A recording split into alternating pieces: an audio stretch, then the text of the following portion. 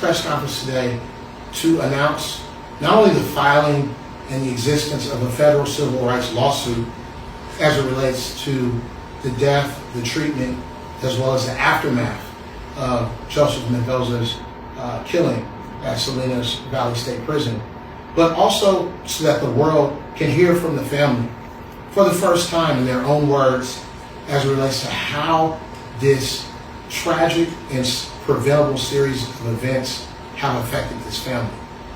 Reading about what has taken place is one thing, but hearing it from the mouths of the people who experienced it is another. And then when you couple that with, if you will, this federal civil rights lawsuit that was filed on the family's behalf, you'll understand that there was a series of systemic breakdowns, a series of systemic failures that ultimately resulted in this family losing their loved one in a most horrific and tragic yet preventable way. And so today, I am joined by Brian Harrison, the Harrison firm. You'll be hearing from him. You'll also hear from Joseph Mendoza's father, Ishmael Mendoza, who's also here with us today. Yes. You'll also hear from his mother, Zena Kumite. Did I say that correctly? Kumita. And you will also hear from his wife, Selena Mendoza, who's with us here today. And so you'll hear from the attorneys. You'll also, once again, hear from the family today. And we're also joined by Attorney Brianna Cravanis of our office, as well as Ms. A. Christopher of our office. And you can announce yourself. Michael Bassett. Michael Bassett with the Harrison firm. Okay? So, with that being said, Mr. Harrison, do you want to speak first? Thank you. Good morning. I'm Brian Harrison of Harrison Christopher LLP. I'm here with my business partner, Eddie Christopher, and the Mendoza family. This case is not just about what didn't happen. This case is about deliberate indifference. Joseph Mendoza was murdered in a cage while CDCR officers stood by. On April 8th, 2025, inside Salinas Valley State Prison, Joseph was stabbed nearly 180 times by 2 inmates while correctional officers failed to intervene for approximately 3 minutes. Officers were present. They observed the incident while it happened and failed to timely and appropriately intervene. This wasn't negligence. This was abandonment. Again, Joseph was murdered in plain sight without appropriate action having been taken. Now let's be clear. When someone is threatened with lethal force, it is justified and appropriate to respond with lethal force. Now, Yes. as it pertains to those who are incarcerated, when someone is threatened with lethal force, it is mandated that officers intervene with the appropriate level of force, which in this instance should have been lethal force. And to make the situation worse, there was an armed officer just approximately 7 to 10 feet away, armed with a Mini 14 rifle, who observed the incident as it was occurring and failed to intervene.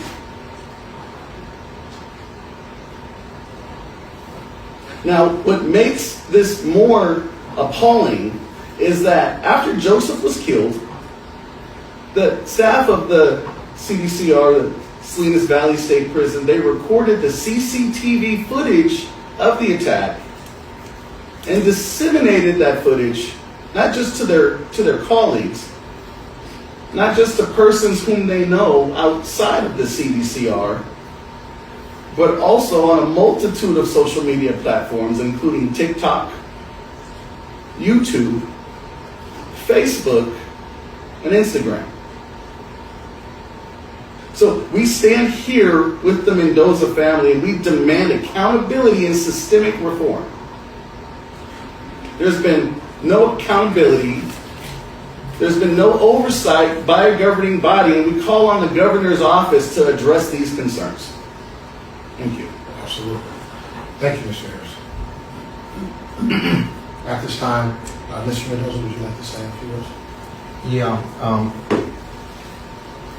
Joseph, my son, he made many mistakes, and he took accountability, and he never pointed the finger at anybody. He was there to do his time. He went in when he was 19 years old, young, foolish young man. But this thing about, being stabbed, in prison 180 times, and guards with lethal weapons not doing anything, I mean, that rips a heart into, it would rip your heart in pieces. I have sleepless nights, can't sleep.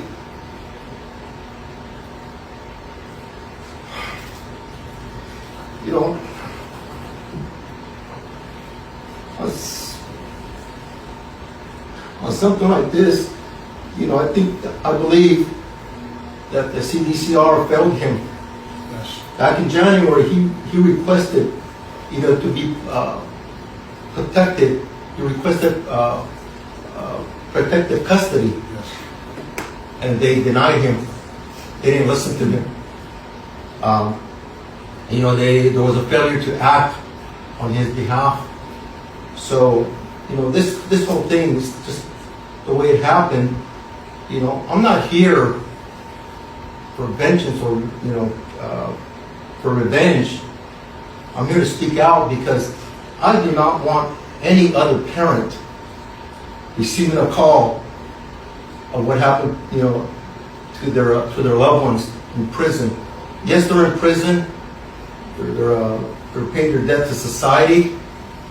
At the same time, I don't, inmates don't go to prison and get killed. And the guards allow it to happen as it happened. I just can't imagine, my son, our son, being stabbed 180 times. They just let it happen. And for, the California State Prison still has, the Secretary of Prison still in office. Any other business would dismiss him. Hey, something's wrong here. People are getting killed. But for years, this is going on. There's a lot of cover-ups, a lot of corruption that needs to be addressed. There's a mismanagement how things are going on in the state prisons. And yes, there needs to be reform. There's a lot of grieving within me, but it's more of anger now because of there is no change yet. But I'm looking forward to there being change. Thank you, sir.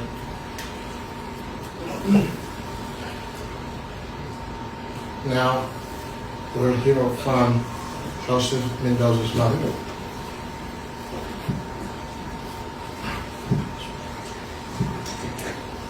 I agree with Joseph Zach's now. Joseph was our son, and he did make mistakes. And it's like, I remember the first letter he sent me from prison. He told me, "Mama, it is not your fault. You brought me up the best way you knew how. I made wrong decisions, and now I have to pay for them." So, I just supported him. I went with him all these years, and I visited him once a month, or made sure he had everything just to give him hope. Sent him his college books when he took classes, in prison. I provided what I could for him so that he had hope to come home. It's one thing getting a phone call from the prison saying, "Oh, your son was in an incident and he succumbed to his injuries." And then 4 hours later on YouTube, I learned the details of how he was murdered by somebody describing it in detail. And then 3 months later, the video comes out. And then, no mother or family, brothers or sisters should ever have to see the murder of their child on social media. It has destroyed me. It has destroyed our family. We have so much trauma. I'm traumatized, don't sleep at night. My anxiety's so high. And I just think about my son, crying out for help and how they didn't even give him the dignity to die in peace. They stripped him of his dignity by humiliating him and putting that video on all social media platforms. Why? What was their purpose? That video should have never been exposed on social media. And you know what? I will never stop grieving, but the grieving is like 20 times more worse. I'm still stuck on the day he died because of that video. And I'm trying to pull it together. It's already been 10 months. And for me, it's like yesterday. It's like yesterday that he died because of that video. And they didn't even give us, the family, the respect and the dignity to grieve our son in peace. And this isn't about money. This is about change and reform. I visited my son for the last 18 years, and no family, and all of this family, when we are in the visiting room, I wish there was a camera to go into the visiting room so you could see how the families have to visit their loved ones, and the children are there visiting them, and how they, sometimes treat us. Sometimes we're treated, I don't even want to say, but the families do not deserve that. No family, and I don't want any mother or that has a loved one incarcerated to have to go through what I'm going through. Have to see their son murdered on a video exposed, and then people paying for it. People paying to see it. So, I just want justice. I want those men to be held accountable that didn't have any respect for my son or for our family, that thought it was fun and game, a joke to record the video and post it on social media. And also that, I had to learn that strangers and people that I don't even know were viewing that video. I just want justice and I want reform. I want change. Thank you. Thank you. Now we hear from Mr. Mendoza's wife. You want to come sit here?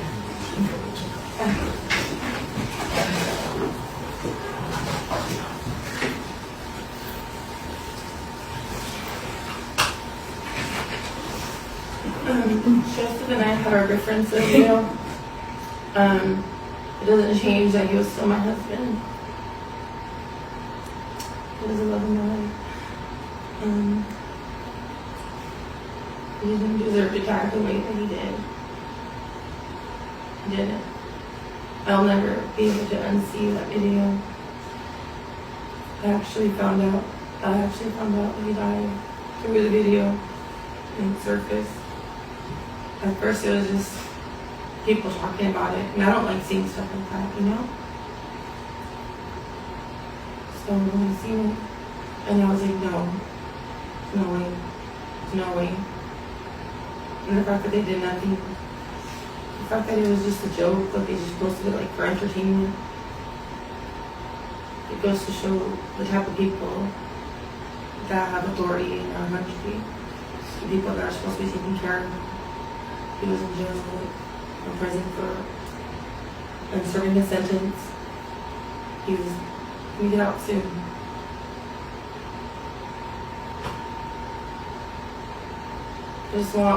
I just want justice for Joseph, and there needs to be changes. I'm not asking for sympathy. I'm not asking for anything other than justice for Joseph. Things have to change. Nobody should have seen that video. Nobody should have to go out like that. Nobody. Not one person in this world. They humiliated my husband. My husband was an amazing man that had a lot of people that loved him, looked up to him. A lot of people loved him. Things have to change. It's this cruelty on top of tragedy. Thank you.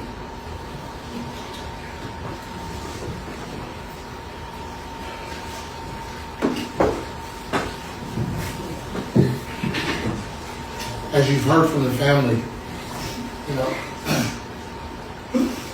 there was almost 2 deaths, if you will, here, or watching it happen again, where they had to re-experience what took place.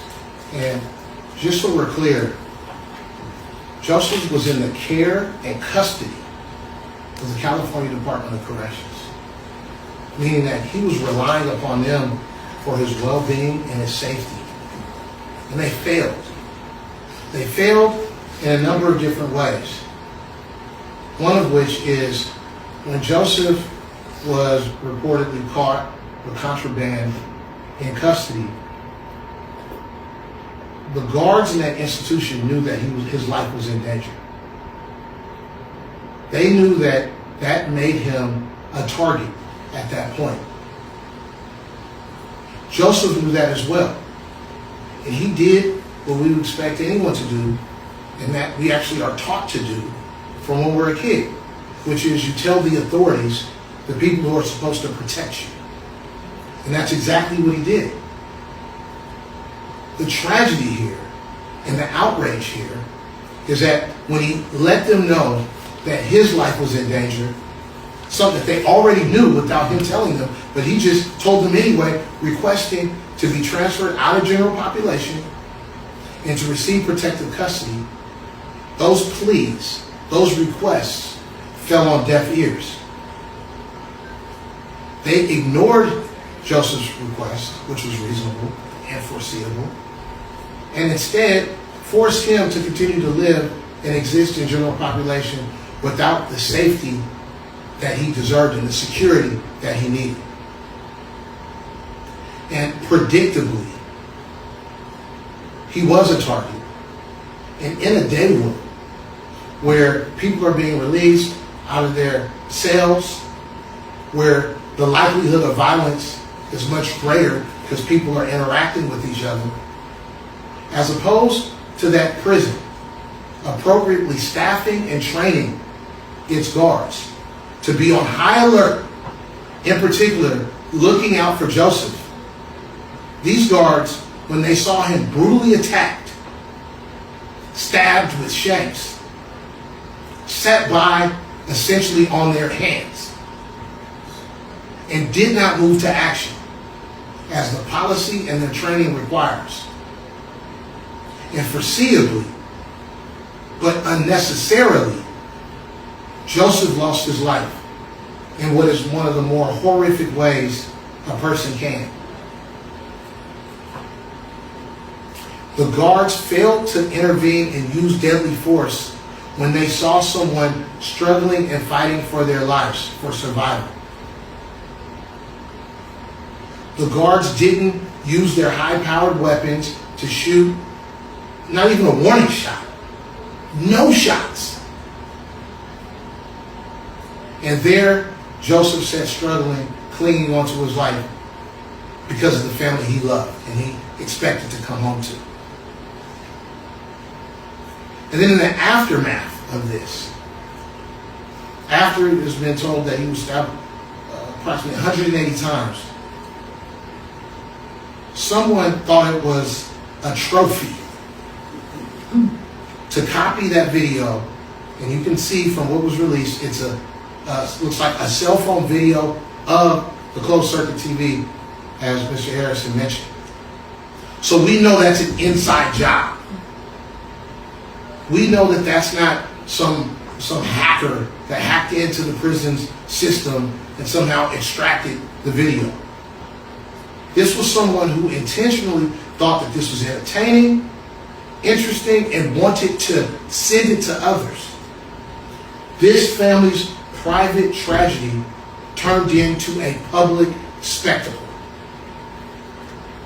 at the hands of CDCR.